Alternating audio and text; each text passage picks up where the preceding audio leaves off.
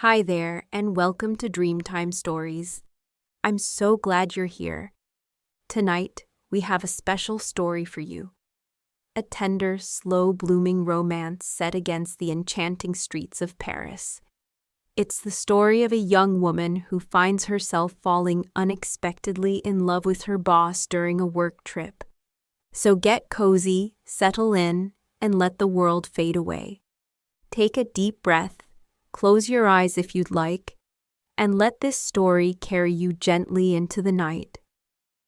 Now, let's begin. The marketing presentation had been flawless. Sophia had poured everything into it. Every sleepless hour, every ounce of talent she possessed. Now, watching James and the board nod their approval, she felt the intoxicating rush of victory. Her analysis of soccer game advertising had hit every mark, and she could see it in their faces. Success tasted sweet. James crossed his arms, his smile devastating. "Let's have a great quarter. I'm feeling very optimistic about this year." The board murmured agreement, but Sophia only had eyes for him. As she packed her laptop, James approached. His cologne hit her first. Expensive, masculine, the kind that made her think of strong hands and late nights. She had never noticed how tall he was, how his suit fit his broad shoulders like it was made for him. Everything about James screamed power and control, from his perfectly styled dark hair to the Italian leather shoes that probably cost more than her rent. "Sales are good. We'll keep the advertising schedule," he said, his voice low and smooth. He walked over to Martin, exchanged a few words, then returned with news that made her pulse spike. The board approved the budget increase. "God, yes!" the words escaped before she could stop them. "My team will go crazy." James stepped closer. Too close. She could see the flecks of gold in his dark eyes, could smell his cologne mixing with something else, something purely him. "I'm proud of you, Sophia. You've grown into this role, made it yours." Heat flooded her cheeks. Her body was betraying her, responding to him in ways that had nothing to do with work. "I won't let you down." "You never could." His voice dropped lower, intimate. This wasn't her boss talking anymore. This was something else entirely, something that made her knees weak and her breath catch. "At the annual dinner, the board asks me to name my top performers." He leaned in, his breath warm against her ear. "Guess whose name I'll be saying?" Then he was gone, leaving her shaking and desperate for air. Back at her desk, her team crowded around, hungry for details. "So," Carla said, her ocean blue eyes sparkling behind wire-rimmed glasses that made her look like a beautiful librarian. "We got everything we wanted." Sophia's voice was steadier than she felt. Budget increase, full approval. Carla threw her arms around her, and for a moment, Sophia let herself feel the triumph. Her team deserved this. "You earned every bit of this," Sophia told them. Susan grinned wickedly. "Please tell me they're paying you what you're worth now." Sophia laughed. "Not yet, but they better promote me or I'm kicking down doors." "Damn right you are," Susan said. She was the team's backbone. Older, wiser, never afraid to speak her mind. Adam, their youngest team member, whose college graduation still carried the fresh scent of possibility, chimed in with youthful enthusiasm. "Let's celebrate tonight," Adam said. "Drinks on me," Sophia declared. The bar was packed when they arrived. Sophia loved this place. Downtown, intimate, filled with ambitious professionals. She had found her tribe here. "Jeff," she called to the bartender. "Shots. Now." This was her moment. After months of grinding, of proving herself, of being overlooked and underestimated, She was finally getting her due. The recognition felt like fire in her veins. She bought round after round, watching her team relax and laugh. Adam knocked back shots like water until Susan threatened to take his car keys. Carla, usually quiet, swayed to the music with a smile that transformed her face. Even she was different here, looser, more herself. But as the alcohol warmed her blood and laughter filled the air, Sophia's mind drifted to December. Those cold, empty nights when loneliness had nearly crushed her.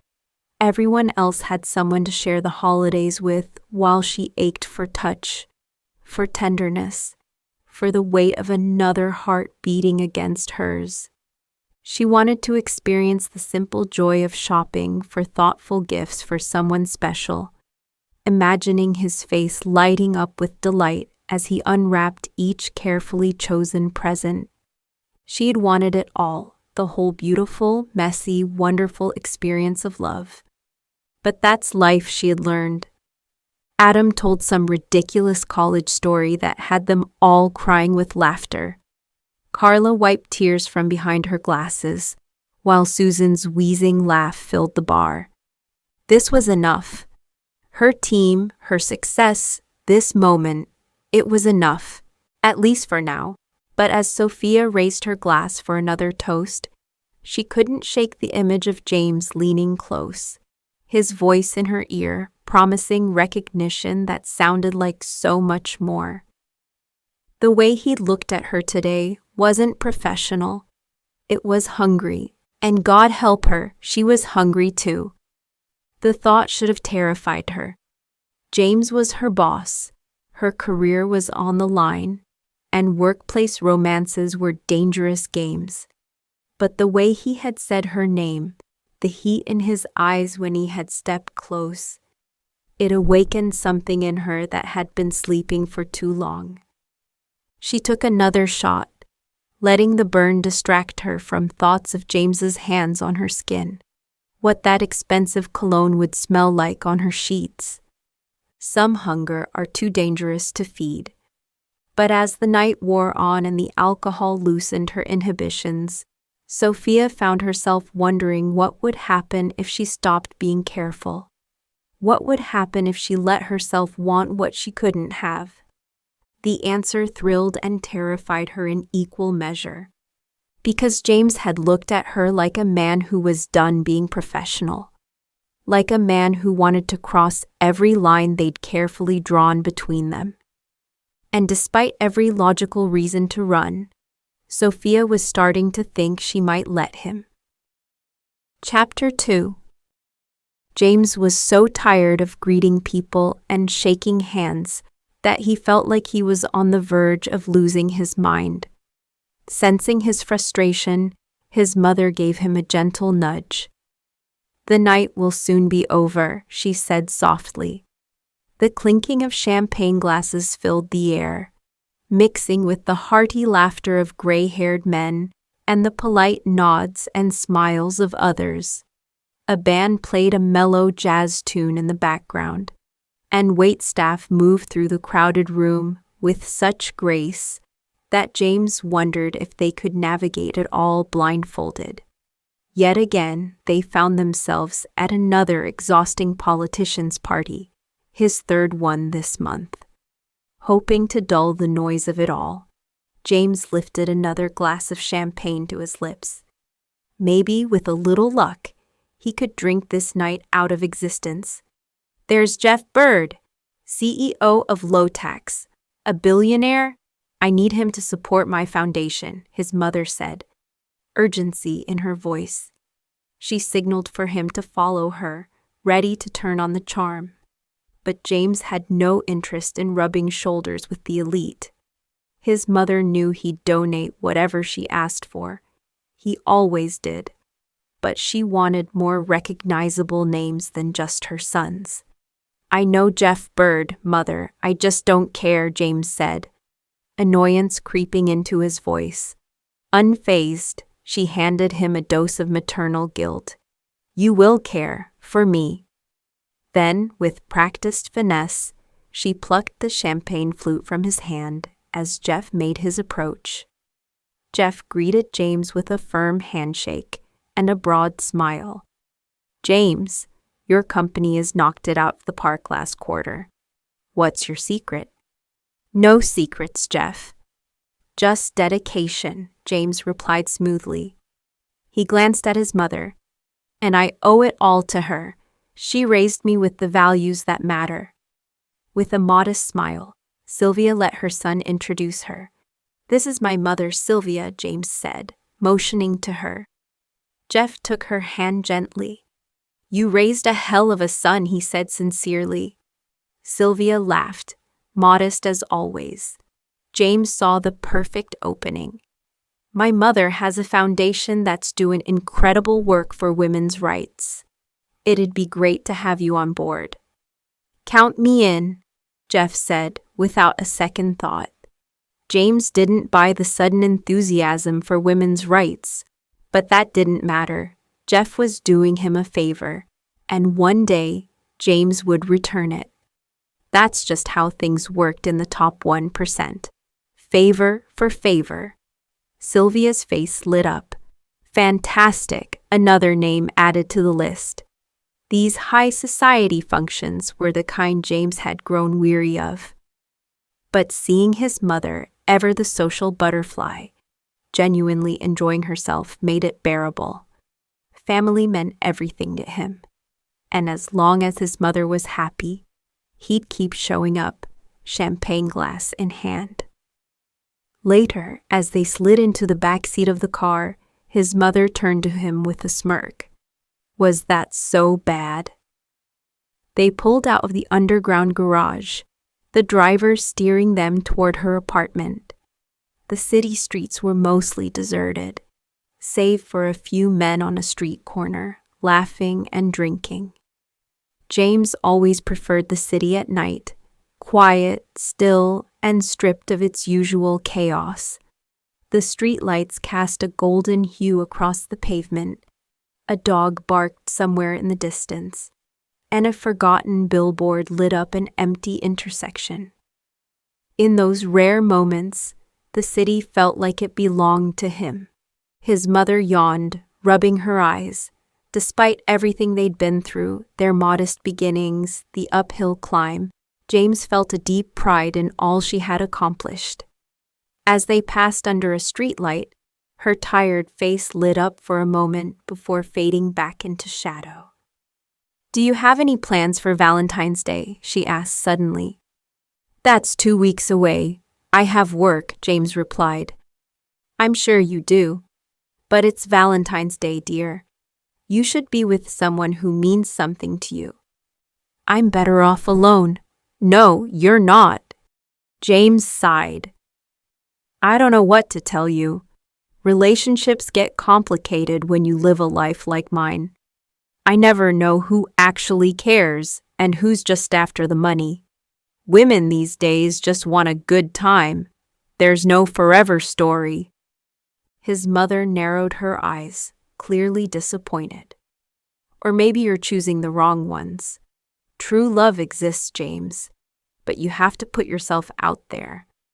Be vulnerable." "Vulnerable?" he scoffed. "You're asking me to be weak." "No, I'm asking you to be strong. It takes real courage to be vulnerable after you've been hurt." Her words struck something inside him. Maybe she had a point. Maybe it was time to lower the walls, if only a little. But in a world where everyone seemed to have an agenda, letting anyone in felt like a risk he couldn't afford. There was a long silence. The idea of loving someone again felt far-fetched. Every woman he'd cared for had left him with the bitter taste of betrayal, using him for the lifestyle he provided. So he adopted a different strategy: transactional relationships. Everyone got what they wanted. No illusions, no heartbreak. But even that lifestyle grew stale.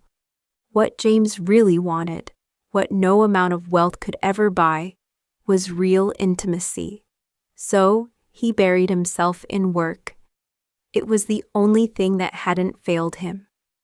When they reached his mother's building, he walked her inside and up to her penthouse.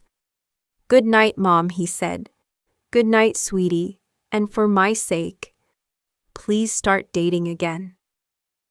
Later that night, restless and unable to sleep, James poured himself a drink and stepped out onto his balcony. The city lights shimmered beneath him, and above, the stars blinked in silence. A shooting star streaked across the sky, vanishing before he could fully process it. As a boy, he would have made a wish, but now what was left to wish for? He had everything except love, but one cannot simply wish for love. That always backfires in the end. Chapter 3. Sophie sat at her desk, the rhythmic tapping of her fingers on the keyboard masking the chaos brewing inside her. It had been just another dull Tuesday until she felt it. That slow, unmistakable wave of heat crawling up her spine. She turned, and there he was. James, standing just a few feet away, his eyes locked on her like he was reading a secret etched into her soul. Her breath hitched. The air between them thickened as the warm, masculine scent of his cologne drifted over her. It clung to her skin, teased her senses, made her pulse thunder in her ears. He didn't say a word. He didn't need to. Just one look, and Sophie felt like her entire body had been lit on fire. He held her gaze for a heartbeat too long before sauntering away. Broad shoulders swaying, confidence dripping from every step. Sophie sat frozen, her cheeks burning, her thoughts spiraling. Get a grip. But how could she? Every time he walked by, her heart did cartwheels. She snuck glances at him throughout the morning. James was deep in conversation with Dave from accounts, but Sophie noticed it. Those fleeting glances he kept throwing her way when he thought no one was watching. Oh, she saw them, felt them, each one like a spark thrown onto dry tinder. Their eyes met across the room, and the world simply ceased to exist. Her stomach flipped, her skin tingled, and she shifted in her seat, suddenly too aware of how close he'd been. How badly she wanted him closer. Then he smiled, and just like that, she was undone. She imagined his arms around her, pulling her in, his mouth brushing hers in a kiss she would never recover from. It was madness. He was her boss, off limits, forbidden. But her body didn't care about rules. What's happening to me, she thought. This has to be ovulation, has to be. The rest of the day slipped through her fingers like sand. Reports went unfinished. Emails were half-written. All she could do was replay every glance, every smirk, every shift in his jawline. The next morning, she had barely logged in when she felt it again. That pull, that charge in the air. A gentle tap on her shoulder. She turned, and there he was. James, looking freshly pressed and devastatingly handsome, his mouth curved in a slow, knowing smile. "Good morning," he said, voice like velvet. "I just wanted to say, you look really nice today." He nodded toward her dress, a simple navy blue sheath she'd snagged from a thrift shop. But now, under his gaze, it felt like the sexiest thing she'd ever worn. Sophie blinked, heat rushing to her cheeks. "Thank you," she murmured, barely trusting her voice. Their eyes met again, and this time it lingered. Longer, hungrier. Was this real? Was he flirting? Was this the beginning of something dangerous? As he walked away, Sophie stared after him, her body still humming from the brief exchange. She turned to Susan, wide-eyed. "Did that just happen? Or am I completely losing it?" Susan rolled her chair closer, eyes following James into his office. Girl, you are not imagining things. There is serious tension between you two. It's electric. They both turned, watching the way his pants hugged his frame just right. Sophie fanned herself dramatically. He's so hot, it's criminal. Susan choked on a laugh, smacking Sophie's arm. Everyone around them turned at the sudden outburst. Sorry, Susan called out with a guilty grin, before turning back to Sophie. You're really serious, huh? Sophie just shrugged, eyes still glued to James's door. What can I say? I know what I like. You think he wants to hook up? Sophie bit her lip, considering it. I don't know. He's a professional. Probably wouldn't cross that line. But God, if he did. Sophie smirked. I'd give him the time of his life, and no one would ever know. I can keep a secret. Chapter 4. Was it that obvious? James wondered, his jaw tightening as he took a slow sip of water and placed the glass carefully on the coaster, pretending to be focused. The boardroom was hushed, the low hum of the projector and the CFO's monotone voice lulling the room into a quiet stupor as financial strategies for the next quarter flickered across the screen. But James wasn't listening. Not really. His thoughts had drifted miles away, drawn like a magnet to the vision of Sophia walking in earlier. She hadn't just walked, she had arrived, her presence slicing through the corporate monotony like a gust of warm air. That work dress she wore, it clung to her like a second skin, outlining every soft, tempting curve, the sway of her hips, the elegant fall of the fabric around her knees, the sleek bun pulling her hair back from her face, drawing attention to those full lips, those expressive eyes that sparkled with mischief. She wasn't just attractive, she was addictive. A walking, breathing distraction wrapped in poise and professionalism. Her skin, smooth and radiant, caught the light just right, and her figure, God, her figure. There was no denying it. She embodied sensuality, but carried herself like a woman who didn't owe anyone an apology for it. Bold, confident, magnetic. James shifted slightly in his seat, adjusting his collar. Look, but don't touch, he reminded himself. She was off limits. A brilliant employee, his direct report. If anyone even thought he was entertaining the idea of being with her, especially after recommending her for that promotion, it would stir up every tired, sexist rumor in the book. And he refused to let anyone taint her success. James? He blinked, pulled abruptly from his reverie. Mark, the CFO, was watching him expectantly. Shit, what was the question? James thought. Luckily, Amy, his ever-perceptive assistant, leaned toward him and murmured discreetly behind her water glass. You're scheduled to meet with PSG's CEO on Valentine's Day. James cleared his throat and composed himself. Yes, he said smoothly. I'm excited to meet with Nasser Al-Khelaifi. He saw a few raised eyebrows and half smiles around the table. The PSG partnership was a big deal, and everyone knew it had been Sophia's idea. Her innovative campaign had soccer fans across Europe eating out of their hands. So, you've got no problem flying to Paris on Valentine's Day? Mark asked, teasing. James chuckled, playing it cool. Not at all. I'm a loner. My only love is this company. Laughter echoed around the room. Don't say such things. You know we all love you. James smirked. And I love you all too.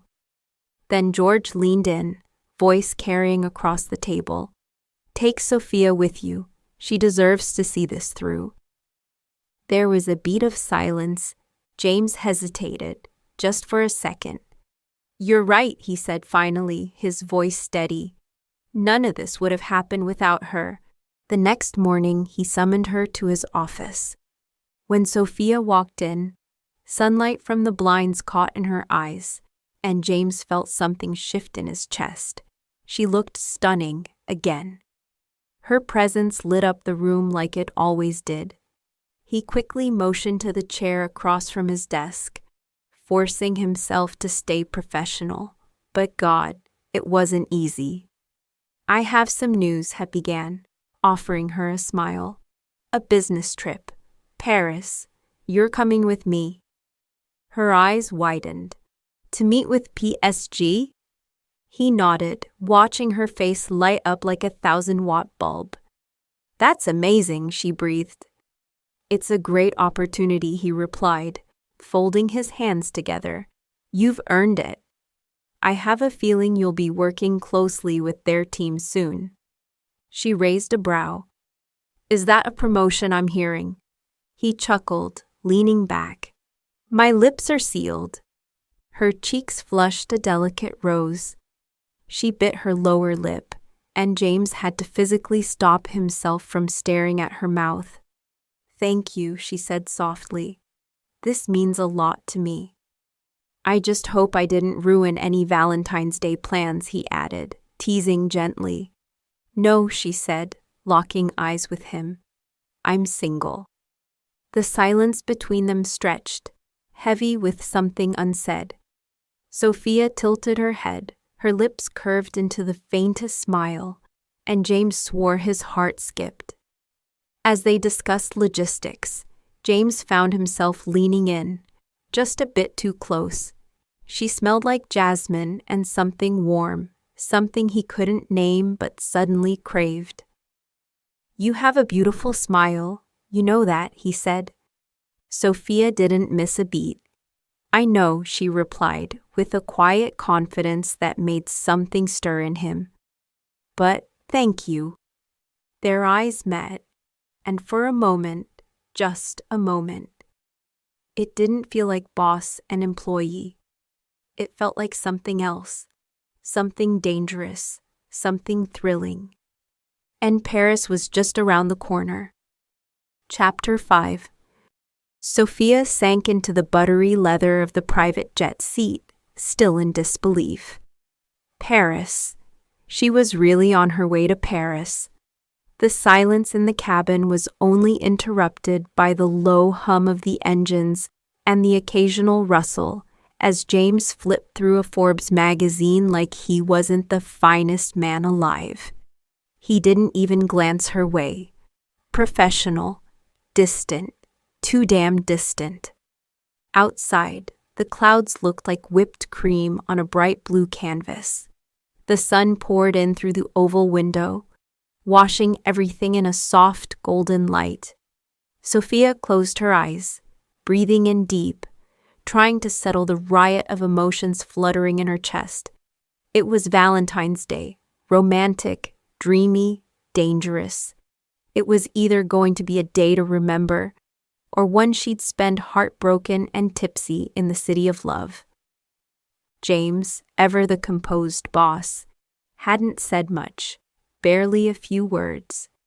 But Sophia hadn't missed the way he looked at her in the office just days ago, like he wanted to devour her. She could still feel the heat of that gaze, the unspoken promise in it. And yet, here he was pretending to be nothing more than her boss. The restraint was maddening. She had waxed, shaved, moisturized, and mentally prepared herself to be the fantasy he seemed to undress with his eyes. And now he was playing it cool? She eventually dozed off to the soft rumble of the engines and woke only when James gently shook her arm. "We're here," he said in a voice that sent goosebumps down her spine. They were met with a waiting car on the tarmac and whisked away to the hotel. As Sophia stepped through the glass doors of the opulent Parisian lobby, the scent of fresh flowers and fine linens hit her like a wave of elegance. The marble gleamed.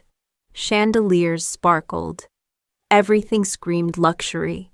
She checked in and headed to her room, her heels clicking softly on the plush carpeting. Once inside, she rushed to the window. There it was, the Eiffel Tower, standing tall against the sky like something out of a fairy tale. She grabbed her phone and started recording. "Wait till Mom sees this," she whispered, grinning.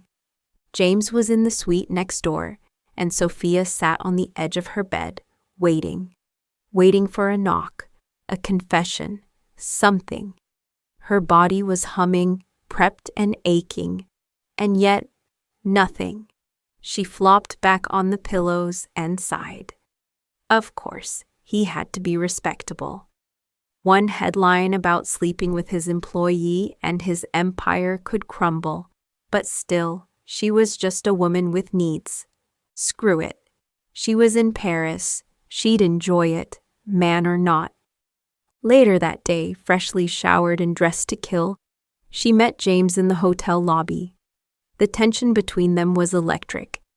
He finally leaned close and said, "Happy Valentine's Day. You look beautiful, as always." "Thank you. Happy Valentine's Day to you too," she replied, trying to keep her voice steady. He chuckled. "When I told my mother I had a business trip on Valentine's Day, she was so disappointed. She wanted me to be on a romantic date." Sophia smiled. "Sounds like every mother ever. She just wants to see you happy." "Maybe, but honestly." He turned to her. "I was looking forward to this trip. No Valentine's plans, no expectations, just this." "At least we're not alone," Sophia said, her voice barely above a whisper. "We have each other." Their eyes locked. For a moment, the chaos of the hotel lobby faded, and it was just them, two souls caught in a magnetic pull. Time slowed. Her breath caught in her throat. So did his. And just like that, she knew she was seriously falling for him. Their van arrived. They drove through the captivating streets of Paris. The architecture was breathtaking, with intricate buildings and winding roads that appeared to go on endlessly. She accidentally brushed her hand against James in the back seat. But instead of recoiling, they interlocked their fingers. Her heart quickened as they approached the magnificent entrance of the football club, and she took a deep breath to calm herself. Upon entering the building, they were directed to a conference room where the executives were waiting for them. "Welcome," he said, extending a hand to James and then to her. "Come, have a seat. We have a lot to discuss." After a successful meeting, she felt a sense of pride, knowing that it was her idea that made it all possible. During the ride back to the hotel in the van, James turned to her and suggested, "Why don't we celebrate tonight?" "That sounds great." As he escorted her into the restaurant, she felt a flutter in her stomach. The grandeur of the place took her breath away. The lighting was dim, but just bright enough to see the lavish decor. Crystal chandeliers hung from the ceiling, casting a warm glow over the room. The walls were adorned with ornate gold leaf mirrors and intricate tapestries. The air was thick with the aroma of savory dishes and freshly baked bread. She couldn't wait to dig into the menu, which was filled with decadent French cuisine. She couldn't help but feel like a princess as they were seated at a private table with a stunning view of the city. The table was set with the finest crystal glasses and silverware, and the centerpiece was a beautiful bouquet of flowers. Their server greeted them with a warm smile and a thick French accent, offering them menus and a glass of champagne. As she perused the menu, she couldn't decide which dish to choose. Everything sounded delicious, from the foie gras to the lobster bisque. Their server recommended the chef's special, a truffle risotto that was to die for. She decided to take his advice, and she was not disappointed. James, on the other hand, ordered with confidence. He knew exactly what he wanted. They talked about themselves, past relationships, childhood dreams, things that changed them, and everything in between. Seeing this vulnerable side of James made her love him even more. Not only was he handsome, but he was also genuine, kind with a heart of gold. She had let him see the true her, the Sophia who was sometimes self-conscious about her weight, who sometimes thought she wasn't pretty enough, and who worked hard so that she could provide a better life for her mother. He was a great listener, something she was missing in all the men she had before. He looked at her with his pearly eyes that were still so bright in a low-lit room. He was a real man. He was the one she needed. "I have been checking you out for a while," he confessed. "There's just something about you. I don't know how to put it into words," he said with a soft smile. "I enjoy being around you. I'd really like to get to know you more." He leaned back, eyes drifting up to the chandelier and the high ceilings. "All of this," he said, gesturing around the room, "it's nice, but without someone to share it with, it doesn't mean much. The more success I found, the lonelier I felt." "You can't buy love," she said gently. He nodded. "Exactly. I think I'm at a point where I just want something real. A partner. Maybe a family someday. That kind of life. That's the real wealth." "That's what I want too," she said, her voice calm but certain.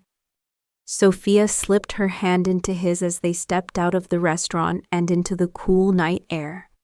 The city pulsed with life around them, even at this late hour. Paris was the perfect backdrop for Valentine's Day, timeless, romantic, and buzzing with energy. They walked leisurely beneath the glow of street lamps that bathed the cobbled streets in warm light. The buildings stood tall and elegant around them, their silhouettes softly illuminated. Laughter and music floated through the air from nearby cafes and wine bars, adding to the magic of the moment. Turning down a quieter street, the hustle faded behind them. Their pace slowed, and he began pointing out landmarks with gentle stories and little bits of history woven in. Sophia listened, smiling, feeling her heart stretch toward him with every word.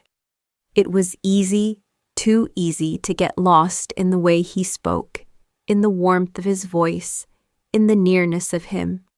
Eventually, they wandered into a quiet park, tucked behind an old gate. Hand in hand, they followed winding paths until they found a secluded bench. Sitting together, surrounded by the hush of night, Sophia felt a wave of affection rush through her. Then he leaned in, his lips brushing hers with a tenderness that made her heart flutter. The kiss was slow, meaningful, and full of promise. His arms wrapped around her, anchoring her to the moment.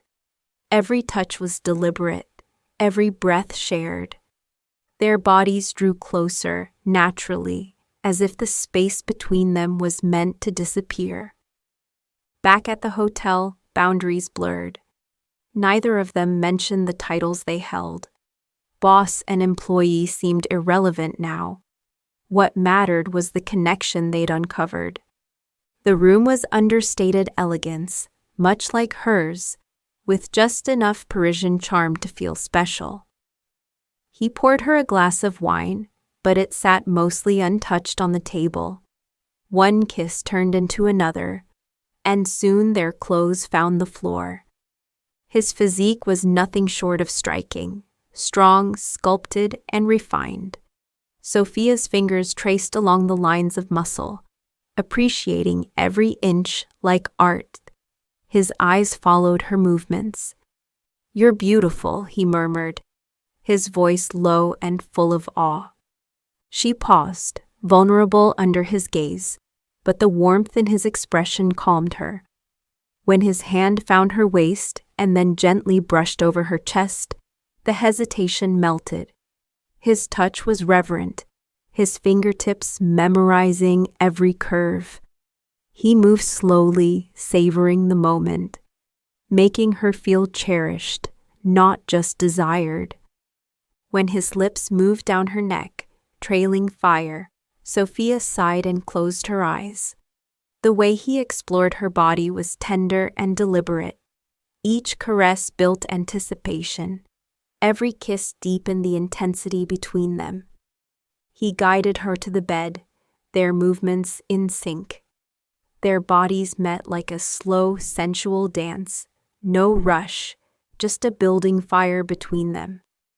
The rhythm of their connection was patient, passionate. Every sound she made, every movement she offered, he responded to with care and hunger. Sophia lost herself in the sensation. Her breath quickened. Her hands gripped him tighter as waves of pleasure coursed through her. She felt seen, wanted, and fully alive. They moved together like they had known each other forever, like their bodies had always been waiting for this moment. The intensity grew, rising to a crescendo of release and soft moans, laughter and whispered words exchanged in the dark. He kissed her deeply afterward. Messy, real, and full of everything they couldn't yet say. Yes, she whispered between breaths. I want it all. Entwined in sweat and warmth, they eventually drifted into silence, heartbeats sinking as they lay tangled in sheets and contentment. By early morning, the city still asleep, they boarded the private jet. Exhausted but glowing from the night before, they nestled into their seats. Sophia leaned her head against his shoulder, his fingers finding hers again. Neither said much, but their silence was filled with meaning. As the plane soared over the clouds, they talked and laughed like old friends rediscovering each other. The closeness felt effortless, nothing forced, nothing to prove, just them. When the jet finally descended toward home, Sophia glanced at him with a soft smile. Paris had given them more than memories. It had sparked something neither of them expected. Chapter 6. To stick to her New Year's resolution of actually using her gym membership, Sophia had declared Saturdays as sacred gym days. She knew herself well enough to admit that after a long weekday of back-to-back meetings, cardio just wasn't happening. Her neighbor Ashley jumped on board immediately, both for the accountability and for the catch-up time. As a nurse working insane hospital shifts, Ashley was usually too wiped out for their usual wine nights, so this felt like the perfect solution. Ashley had that classic, breezy kind of beauty, slender and toned from years of being on her feet. Her platinum blonde pixie cut was chic and low maintenance, something Sophia could never pull off. Every time Sophia tried a dramatic cut, it was usually during a life spiral, and she always ended up crying into a scarf and regretting it 3 weeks later. Ashley, though, always put together, always effortlessly cool. You ready? Ashley called out, giving 2 polite knocks before letting herself in. She was wearing a matching teal Nike set, clean, fitted, and of course spotless, paired with white trainers that somehow still looked new. Hold on, I'm making a shake, she called from the kitchen, tossing banana chunks into her blender like she was hosting a last-minute cooking show. Sophia, by contrast, wore loose black track pants and a slouchy tee she ordered off ASOS. Her outfit was chosen with precision. Comfortable, yes, but more importantly, designed to avoid the stares she'd learned to dodge over the years. Her body drew attention in all the wrong ways, especially from men who thought tight clothes were an invitation. "I used to dress like that," Sophia muttered once, half to herself. "Now I just want to exist without being leered at like a side of meat at a butcher's window." Ashley stepped into the living room and immediately wrinkled her nose. The coffee table was overflowing with fashion magazines, takeout containers, and colorful sticky notes. Crumpled paper lay around like confetti from a failed brainstorming session. "Did a paper mill explode in here?" she asked, half laughing, half shocked. Sophia groaned, flipping off the blender. "Don't judge me. Work's been insane." "I hired someone. She comes every other Tuesday," Ashley said, slipping off her jacket and folding it neatly over the back of the couch. "Best decision ever." "I've thought about it, but my house is tiny. I'd feel weird hiring someone to clean a glorified shoebox." Ashley waved her off. "It's not about space, it's about time, and your sanity." Sophia hesitated. Her mom would probably faint if she heard she was paying someone to mop floors she could easily mop herself. Still, the idea was tempting. "I'll think about it," she said, grabbing her shake and car keys. "Let's go." They pulled into the gym parking lot around 1:15 p.m., hoping to avoid the New Year's rush of overly enthusiastic fitness converts. Inside, the vibe was exactly what they'd hoped for, low-key. A few meatheads were lifting weights, and 2 women jogged in silence on the treadmills. Most people wore giant headphones and focused only on their own sweat. Sophia relaxed. So far, so good. The 2 women hopped onto side-by-side treadmills and started walking. Warm-up mode. Then a group of tall, athletic guys walked past, sweaty, muscular, mid-conversation. Sophia's eyes flicked over them, lingering for a second too long on one who had that rugged, just-got-out-of-the-shower look. But even he didn't compare to James. God, James! Her mind drifted back to Paris. It had felt like a movie, one of those steamy, mysterious ones with soft music and dramatic close-ups. The Eiffel Tower sparkled just for them that night. It was more than a fling. It was cinematic. "How was your week?" Ashley asked casually, not looking up from the treadmill display. Sophia blushed before even answering. "It was eventful." Ashley's head snapped toward her. "Oh no, what did you do?" Sophia turned to her, wide-eyed and dramatic. "I went to Paris on a work trip and slept with my boss." Ashley froze, nearly stepping off the treadmill. "Wait, what?" "Yup, Valentine's Day. We had dinner after a client meeting. 1 glass of wine turned into 2, and suddenly we were in his penthouse suite with a view of the Eiffel Tower." Ashley covered her mouth. "Oh my God," Sophia giggled like a schoolgirl. "It was amazing." Ashley leaned over the side rail, completely forgetting her treadmill. "Sophia, your boss? The billionaire James, the one on Forbes cover?" Sophia pulled out her phone and showed her the very photo. James, crisp suit, piercing stare. The man who made boardrooms sexy. "He looks even better without clothes," she added with a wink. Ashley shrieked. "That's insane! What are you going to do now?" Sophia pressed the treadmill stop button, letting it come to a slow halt. "We're figuring it out. It's still a secret. We only go to quiet restaurants or stay in. We don't want rumors flying around the office." "But you're into him. Like, really into him," Ashley said, her tone suddenly more serious. Sophia softened. I know it's crazy, but when I'm with him, he makes me feel seen, like really seen. And he's funny, smart, gentle. I never feel like I have to perform around him. I feel safe. Ashley's face twisted in that classic friend expression, equal parts joy, concern, and readiness to go full-on protective if needed. I want this to work out for you, but it's complicated. Boss. Secret relationship. Billionaire. Paris. This is a lot. I know, Sophia said, followed by a deep sigh. But for once, I want to see where this goes. No more running. Ashley nodded slowly, exhaling.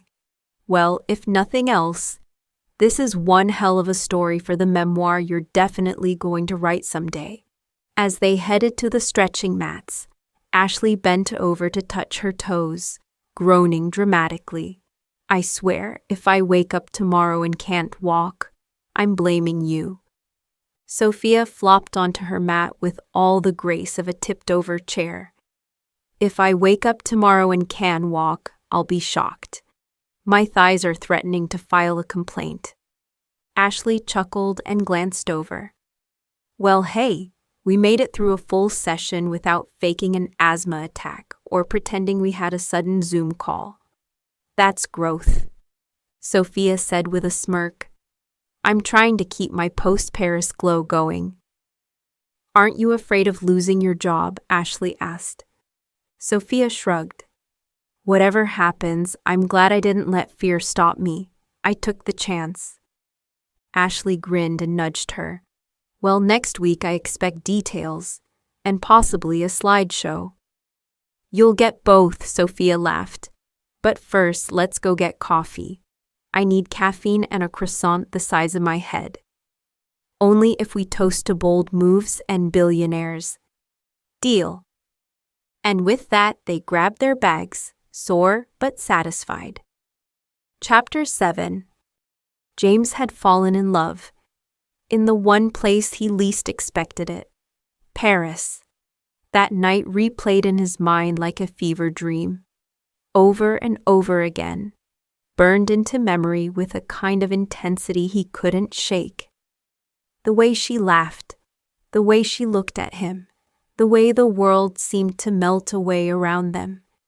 He didn't know much about her, hardly anything if he was being honest. Beyond her name Sophia, she was still a mystery. But what he felt, that wasn't a mystery. It was real, consuming, and utterly undeniable. A soft jazz trio played near the terrace doors, each note curling through the night air like smoke. Around him, murmurs of other diners faded into white noise. James barely heard a thing. His mother, elegant and poised, sipped her champagne across the table from him. She'd been watching him all evening, her sharp eyes missing nothing. Something on your mind, she asked.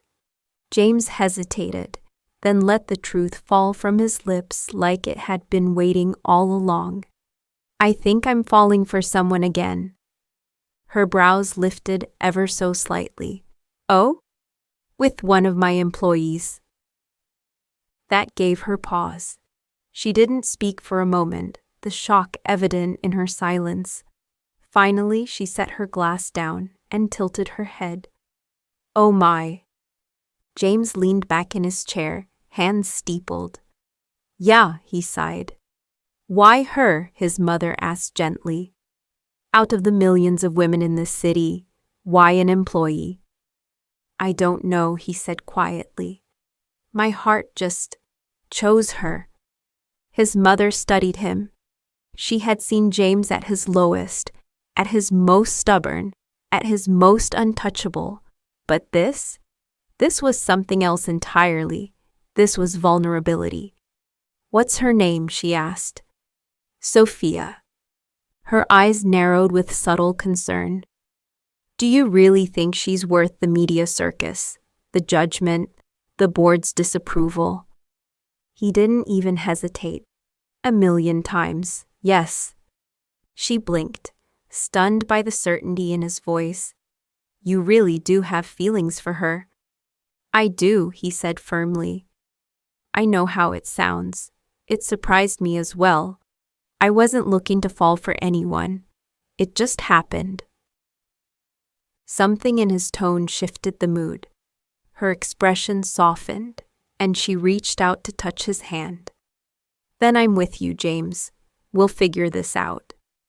The relief that washed over him was instant, like exhaling after holding his breath underwater. He knew she thought he was reckless. Truthfully, he felt reckless too. But Sophia wasn't just a passing whim. She was something more. Just then, the waiter appeared with dessert. A decadent slice of chocolate cake drizzled with thick ganache, crowned with a perfect scoop of vanilla bean ice cream, and speckled with delicate gold flakes. The smell alone was intoxicating. His mother thanked the waiter and took a slow, deliberate bite, closing her eyes in appreciation. Divine. She opened her eyes and fixed her gaze back on him. Are you prepared to lose everything? If the board turns on you, you may be forced to step down. James nodded solemnly. If it comes to that, I'll deal with it. I'll try to reason with them first, but if I have to walk away, I will. For her. That's brave, she said quietly, taking another bite. Foolish, but brave. I'm willing to go to war for her, he said. Whatever it takes. She chuckled softly and shook her head. And when do I get to meet this Sophia? James leaned forward, a quiet smile playing on his lips. Very soon. But inside, his heart was already racing. Because something told him this was only the beginning. A few days later, the double glass doors clicked shut behind James as he stepped into the boardroom. The boardroom was ice cold in both temperature and mood. A gray Manhattan sky loomed outside the towering windows, casting a steel blue light across the room. 11 board members sat at the polished walnut table, every face severe, every gaze fixed on the double doors. James walked in, his suit crisp, jaw tight, the faintest shadow of a sleepless night beneath his eyes. He carried himself like a man heading into battle. No hesitation, no mask, just fire. Good morning, he said plainly, eyes scanning the table. No one responded. He walked to the head seat. He let the silence speak. Robert Langley, silver-haired and dead-eyed, cleared his throat. James, he began in that slow, fatherly tone that always felt more like a slap than a handshake. We've asked for this emergency session due to serious concerns brought to us regarding your conduct. My relationship, James interrupted, voice calm but sharp, with an employee. Yes, let's not waste time pretending this is about anything else. Margot Delgado leaned forward like a hawk ready to pounce. You're damn right it's about that. You've put this company at incredible risk. A CEO, sleeping with someone who reports to him? We were in Paris, off the clock, when it happened. Margot raised a brow. And you think the press will give a damn about time zones and organizational charts? You think that'll matter when your face is plastered across Forbes, Business Insider, and 1,000 goddamn gossip blogs? I don't give a damn about the press, James roared. Slamming his hand against the table, several board members jumped. The room went dead silent. He stood fully now, leaning forward on the edge of the table, breathing hard. You want to know the truth? I'm in love with her, with Sophia. And yeah, it happened fast. And yeah, I know what it looks like. But it's real, and I'm not going to sit here and let the people who benefited from every sleepless night I gave to this company tell me who I can or can't love. Robert Langley straightened his cufflinks, unbothered. You're emotional, James. I should be emotional, James spat. I've built this company from the ground up. You remember the stock price, the scandals, the lawsuits. I fixed all that. I brought us into the black in under 2 quarters. I made us a global name. And now you sit here in judgment because I let my guard down for 1 damn second and fell for someone who actually makes me feel human? Margot pressed her lips into a thin line. You didn't just fall in love, James, Margot snapped. You crossed a line. Don't lecture me about rules, James snapped. Half of you are sleeping with your assistants and hiding it behind NDAs. Gasps around the room. Langley raised a hand, his voice sterner now. Watch yourself, James. No, James said, louder now. I'm done watching myself. I've spent my entire adult life being careful and professional and strategic. I've sacrificed birthdays, holidays, relationships for this company, and now, when I've finally found something real, something good, you want to rip it away because of what? Appearances? Let me tell you something. I'd rather lose this title than lose her. I'd rather walk out of this building today with nothing but her hand in mine than spend 1 more day pretending that being alone is some badge of success. The room was silent. Margot looked stunned. Even Langley was shifting uncomfortably. Finally, it was Sheila Markham, the quietest of the board, who spoke. You're really serious about her. James turned to her, his tone softened. She changed me. I don't even know how, but she did. I laugh more. I think better. I breathe easier. And I'm not sorry for it. Not for 1 second. Langley leaned back in his chair and let out a long breath. This is going to be a PR nightmare. Then let it be, James said, buttoning his jacket. Let the world scream. Let the shareholders panic. Let the tabloids run their headlines. I'm not backing down. Margot blinked slowly. You understand what you're saying. If this turns, you could be removed, publicly. I'd go down in flames, James said, walking to the door, and still walk away smiling. Because love isn't weakness. It's the only thing that's ever made any of this worth it. And with that, he pulled the door open and walked out, head high, heart racing, ready for war. Chapter 8. Over the following weeks, Sophia tried to keep it a secret in the office. The board knew, but were keeping their mouths shut until James figured out a plan. It was hard for Sophia to contain herself. It began with a flicker of eye contact during morning meetings, the kind that lingered just a beat too long. Underneath the veneer of professionalism, something more primal stirred. They would pass each other in the hallway with stiff smiles, but their phones betrayed them. The messages were scandalous, teasing, desperate, sometimes funny, sometimes downright filthy. Sophia would retreat to the bathroom, heart racing, to send him photos so suggestive they made her blush. But she loved it. The thrill, the risk, the ache of wanting more. James, ever composed in public, would summon her to his office under pretenses so thin they could tear. The moment the door shut behind her, the air thickened. They devoured each other in the shadows of his corner office, lips crashing, hands tugging. Their kisses were fierce, impatient, as though the world could collapse outside and they would still hold on. But they always stopped before the line, always pulled back just in time. Their secret wasn't just thrilling, it was dangerous, reckless, and completely intoxicating. James had hinted he was working on a plan, but he wouldn't say more. Sophia didn't press. She trusted him, even as the weight of their secrecy pressed down on her chest. They both knew the consequences. She had tasted something too good to give up. He was worth it. James gave her a love and lifestyle she had only ever dreamed of.